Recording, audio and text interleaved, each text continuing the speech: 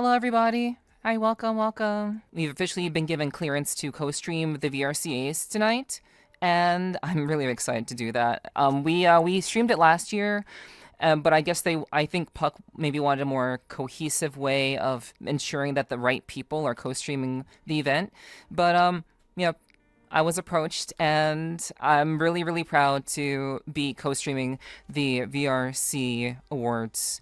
It's a huge celebration of all the really cool, creative, talented people in VR chat, and I'm really excited to, share that with you guys. I know this may not be like your cup of tea, but at the end of the day, I love VR chat. I even applied to be nominated for this event.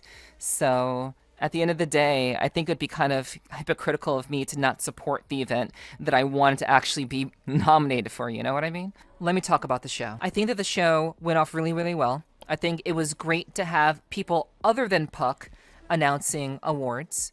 I think that it was very diverse, and you had a wide variety of people assisting with, again, talking about announcing the awards, having performers be there. I think that did they have performers last year? I don't think they had performers last year. I think that's why it was a much shorter event. I don't think we had performers last year. So that was a new thing. We also had, again, we had people helping out Puck. Had a much larger staff. And I think that all in all, it was a much better production than it was last year. I think overall, I think it hit a lot of the notes that are necessary for a production to succeed. And I think at a very objectively speaking, I do think that the VR Community Awards objectively achieved its mission. They had a couple of hiccups. About 5% of it hadn't had hiccups, but the other 95% were ultimately pretty flawless. And I think that's great. So, what else can I say about the event? How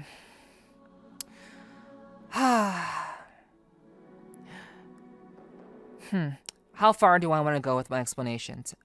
There are a couple of categories, we'll say, that are very highly populated by very specific people. And I think I talked about this a little bit last year. I was very concerned about how they would make sure that other people would have an opportunity to be nominated. And I think that this method that they use, this stage breakdown that they use to ultimately get to the final 3 nominees, I do think that that was a fair and unbiased way to do that. However, at the end of the day, when you have a large community behind you, when you have a lot of people who support you behind you, at the end of the day, being nominated, I think, is still an honor, and we got to see a lot of wider variety of people being nominated for things. It was a lot less dominated by the same people. There are a number of new categories that were introduced compared to last year. There were like over 10 new categories that were introduced, which is a plus, which gave people more opportunities to ultimately be nominated for things.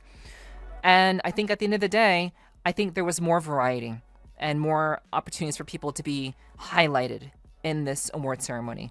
But as I was saying before, I do think that there are some categories, or a couple, not many, but there are a couple of categories that largely do feel very dominated. And if you've been in VR chat for any period of time, if you know, you know. And I'm not sure what can be done about that.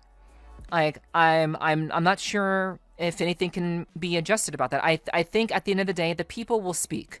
And if the people want what they want, as long as there is a general unbiased way of allowing people to have the opportunity to be included and nominated for, the rest boils down to the community, the people who watch, the people who attend, the people who are also creating. So, at the end of the day, I can't really say much else, but I do think it should be said that there are just some categories that are very dominated by, very prominent people in the scene. And I guess I guess that's just motivation for the rest of us to try to step it up. But I wonder. I want to believe that, the more work that you put in, the more advertising you share, the more that you continue to reach out to people. I want to believe that there will be opportunities for people to have their time in the sun, to be nominated, to be seen, to be shown, and be highlighted in their own ways. There are definitely people who are such powerhouses, and that's not a bad thing. It's not a bad thing to be a significant, influential force in the VR chat community. And I think that I think it matters that people appreciate these people so much. And I'm not going to talk shit about anybody. Again, everyone who was nominated, I have the utmost respect for them, and I'm not out here trying to talk shit about people. But at the end of the day, I do think that if nothing else, it will inspire me and the rest of the people who are out there to hopefully have the means to have a chance to be seen. And honestly, I'm not quite sure if the answer to this is to say, well, you can only win 2 years in a row. Once you've won 2 years in a row, that's it. You can't be nominated for a year. I'm not sure if that's the answer. Because I think that would upset and divide the community. And I think the goal here is to bring us together, not to divide us. So, I'm not sure what can be done about that, but I think we just have to keep pushing hard and, just keep creating things and doing what we can to make it work. For example, there was one person I met in VR chat who I haven't really talked to all that much. They walked up to me at a rave event and they said, "Hey, I know your name." And I'm like, "Hey, this doesn't happen very often. Hey, what's up? How's it going?" And they're like, "Hey, I saw your name on the VR Community Awards nominees list. I saw your name, and I voted for you because I didn't know it. They're like, I didn't know any other person's name on the list, so I voted for you because I recognized your name." And this was being told to me by someone in VR chat. So in a lot of ways, a lot of what it comes down to is just people not knowing that other people exist. And so it makes it difficult for perhaps other people besides the people who are large powerhouses in the space to have an opportunity to be nominated. And it really just comes down to I know this person's name. Boop. And for a lot of people, it's that simple.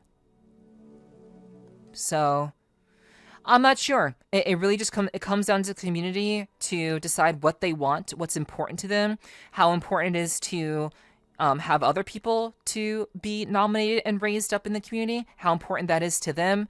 But I know that if I know VR chat well, and I'm pretty sure that I do, people are going to vote for their friends. They're going to vote for their friends. They're going to vote for the name that is most recognizable to them. And that's okay. That's okay. But at the end of the day, I think it was a fantastic show. I don't really have much to criticize about the show. I don't really have a lot of questions. A lot of my concerns from last year have largely been resolved.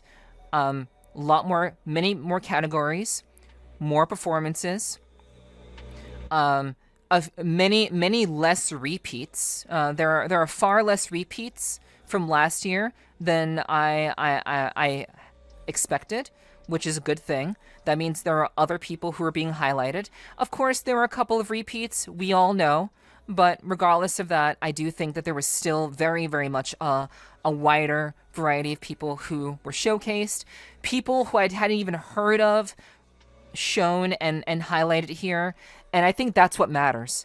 I think continuing to highlight and show off people who we don't know about, and for us as a community to go exploring and to look into these people, maybe we'll find something special, maybe we'll find something amazing.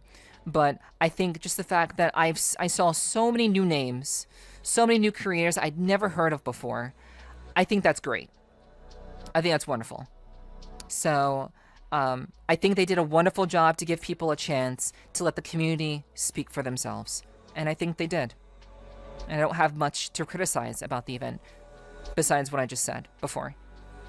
So, honestly, good stuff. Good stuff. Great job to Puck and their team, everyone who made that event possible. Bang up job. Really, really great job. Seeing Dust Bunny win so many awards made me happy. I just found out about her a couple of days ago from that documentary I watched. Yeah. Hell yeah, hell yeah.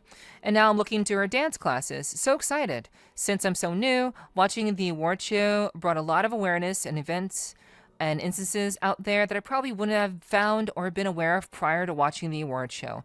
Then honestly, Dreamy, like if the show had that effect on you, mission accomplished. Like honestly, that says so much. And I'm so glad that you were able to enjoy the show, get something out of it, really like learn about new things and people and events and possibilities that are out there. And honestly, mission accomplished. That's what the show is about. That's what the Community Awards is about. It's not about winning. It's not about being like, hey, I won this cool award, whatever. Like, I guarantee you the majority of people, if not everybody who won an award is not on, they're not on that ego trip. They're not. They're very, very humble. They're very honored, and they appreciate the opportunity. And honestly, that's how I maintain myself too. The best thing that you can do is remain kind, to remember that there are others before you, and to acknowledge, the community that, for whatever reason, made it possible for you to win. Always stay humble, and that's really what I try to do. I kind of like the curated extra awards, which highlight some lesser known talent. Maybe one could shift them more to those clean sweep categories, though.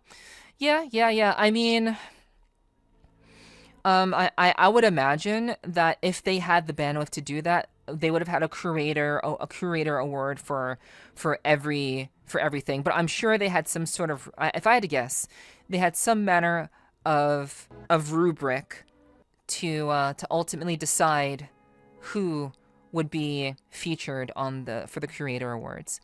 So I imagine maybe if there weren't enough nominees or something to that effect, maybe that's how they decided who would be receiving a Curator Award. But there are a number of categories that don't have much activity there. There are people doing very niche things like OSC integration. OSC integration is a very niche thing. I don't think there'll be many people in that category, which would make having a creator award for that not really sensible. But, at the end of the day, the fact that they even had it in the first place, thumbs up. I don't think there's anything you can do about powerhouses in any group. There's bound to be someone who dominates, even if it's out of their control. Exactly. Like that's why I said what I said. There's nothing that can be done about those situations. That's okay. That's fine. But I do hope that there'll